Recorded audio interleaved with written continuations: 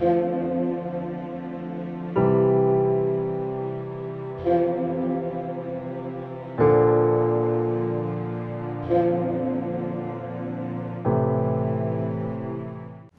लिए आज की तिलावत हिकमत की किताब 9वां बाब 13वीं से 18वीं आयत तक।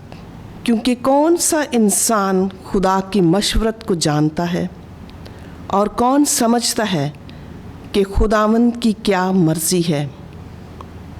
फ़ानी इंसान के ख़यालात लर्ज़ा हैं और हमारी मसलहतें गैर यकीनी हैं, इसलिए कि फासद जिस्म रूह पर गिरा है और खाकी मस्कन तफक्कर की अकल को दबाता है।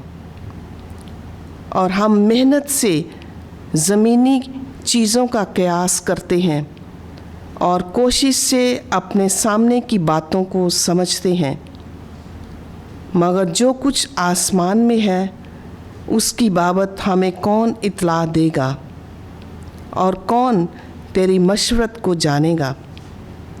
अगर तू हिकमत ना दे और अपनी कदूस रूह बुलंदियों से ना भेजे, इसी तरह ज़मीन के बाशिंदों की राहें दुरुस्त की गईं और आदमियों ने सीख लिया कि तुझे क्या मकबूल है, और उन्होंने हिकमत ही के ज़रिए से नजात पाई।